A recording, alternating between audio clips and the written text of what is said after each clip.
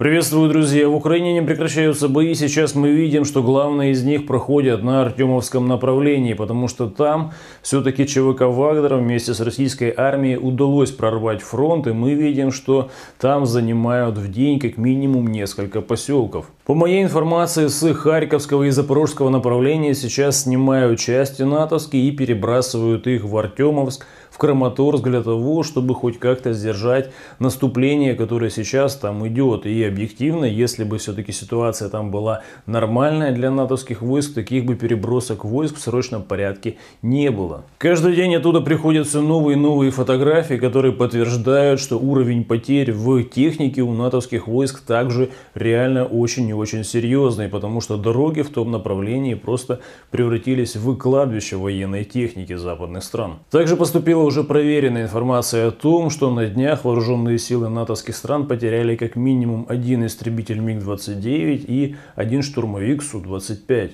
Данные самолеты, скорее всего, недавно прибыли с Болгарии, и несколько дней мы видели, что у военно-воздушных сил Зеленского хоть что-то летает. И вот мы видим, что уже, в принципе, вся эта история печально закончилась. Интересная информация также приходит из Соединенных Штатов Америки, которые заявили, что с учетом превосходства Российской Федерации в артиллерии на поле боя в Украине, то насильно мобилизированных будут дополнительно тренировать различные американские инструкторы. Примечательно, что у армии Соединенных Штатов Америки вообще нету опыта серьезных таких боевых действий с применением артиллерии, где противник мог бы, знаете, в ответку американским войскам бабахнуть с различных артиллерийских орудий. Поэтому, скорее всего, подготовка, она будет, наверное, заключаться в том, что будут в Америке учить украинцев, как рыть окопы, я так полагаю. Также со стороны Беларуси приходит официальная информация о том, что там все больше и больше в небе Беларуси видят различных разведывательных дронов. И все это дело, понятное дело, сбивают и приземляют. Тем не менее, мы видим, что натовские войска очень активно пытаются разобраться, все-таки насколько серьезная там группировка войск готовится, в каких они примерно местах располагаются. И мы видим, что в дополнение к спутниковой разведке сейчас очень и очень активно пытаются понять, когда именно со стороны Белоруссии все-таки пойдут войска на Западную Украину. На этом фоне Зеленский отклонил петицию в отношении того, что если год человек находился на фронте, то его чтобы демобилизировали. И тем не менее мы видим, что режим Зеленского напрочь отказывается вообще кого-либо отпускать с окопов домой. К сожалению, мы видим, что в Украине Зеленского продолжает идти полным ходом мобилизация, и как можно больше граждан Украины пытаются все-таки загнать в окопы. Напоминаю, друзья, что ко мне приходит очень много интересной различной информации, и все это здесь на YouTube я не могу публиковать, потому что тут есть ряд ограничений, а вот в Телеграме их нет. Поэтому все самое интересное я публикую у себя в Телеграм-канале. Ссылка на него в описании и первым комментарием под видео. Кому интересно, переходите, смотрите, подписывайтесь. Но тем временем министр иностранных дел Зеленского Дмитрий Кулеба заявил о том, что вот уже будут скоро восстанавливать крыши тем домам, которые пострадали от артиллерийских ударов вооруженных сил Зеленского в Буче и Ирпене, когда там находилась российская армия. И уже выложил вот такие вот фоточки, показав, что как минимум в одной или в двух пятиэтажках уже идут кое-какие работы. И, конечно, у каждого здравомыслящего человека возникает вопрос: извините, а что вы делали, например, весной, летом, осенью, почему только тогда, когда уже выпал снег, начинаются хоть какие-то ремонты? И ответ на этот вопрос очень простой, потому что много различных европейских политиков приезжало в Киев и, понятное дело, везли их куда? В Бучу, в Ирпень там и так далее. И, естественно, нужно было показывать разрушенные дома и так далее. Ну и, конечно, не говорить за то, что это все сделала именно украинская артиллерия. По всей видимости, выставочные мероприятия для европейских политиков уже окончены, и после этого вот мы видим, что пытаются кое-как привести в порядок дома. На фоне этого мы видим, как режим Зеленского усиливает репрессии в отношении Украинской Православной Церкви. Вот прошли очередные обыски в храмах, а также Зеленский через свое СНБО-95 уже заявляет, что вовсю сейчас просчитываются различные документы и законодательные акты для того, чтобы полностью запретить на территории Украины Украинскую Православную Церковь. Также Зеленский уже ввел санкции против лиц, которые связаны с Украинской Православной Церковью. Видимо, это все прихожане Украинской Православной Церкви. И получается, что Зеленский вроде как и против миллионов украинцев ввел санкции. Ну и, конечно, перечня вот этих фамилий, которые типа связаны с Украинской Православной Церковью, конечно, на сайте президента до сих пор этих фамилий таки нет. В качестве альтернативы режим Зеленского предлагает всем верующим Украинской Православной Церкви идти в церковь Порошенко, которую сделали под выборы в 2019 году и купили этой церкви в Турции Тумас, который типа придает ей легитимности. И, собственно, мы видим, как уничтожают Украинскую Православную Церковь и гонят всех чуть ли не насильно в новосозданную под выборы Порошенковскую церковь. И тут не стоит удивляться такому вероломству и так далее, потому что, как известно, Зеленский ходит не в православные храмы, а в синагоги. Поэтому здесь, как говорится, у Зеленского совесть чиста.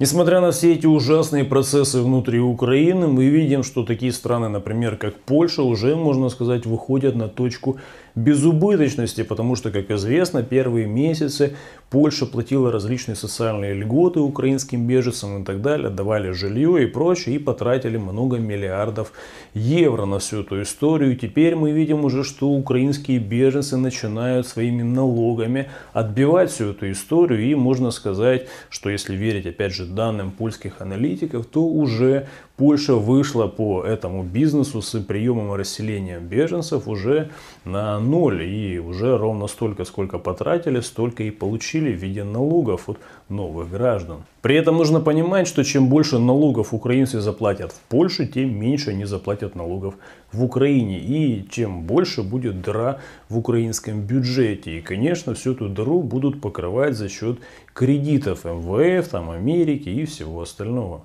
С учетом боевых действий можно сказать, что главный инвестор Украины, то есть украинские зарабичане, которые жили в России и в Европе, сейчас перестали инвестировать в Украину, потому что с учетом того, что происходит, все как можно быстрее вывезли оттуда свои семьи. Мало того, для того, чтобы усилить данный процесс, мы видим, что Верховная Рада по требованию, конечно, МВФ и Евросоюза уже делает отдельный закон, чтобы, знаете, было очень проблематично украинцам, которые в Европе, пересылать деньги в Украину, то им закроют украинские карты, для того, чтобы, знаете, там по налогам они не химичили. И это все уже через Верховную Раду несется на подпись Зеленскому. Как известно, сейчас западные страны для того, чтобы не тратить свои ресурсы, они крайне сейчас хотят взять замороженные миллиарды Российской Федерации и как-то их направить на, собственно, боевые действия в Украине. И единственная проблема так это в том, что Россия делала всегда все по закону и тем более по американскому закону. И получается, что если эти резервы все-таки так в открытую наглую заберут,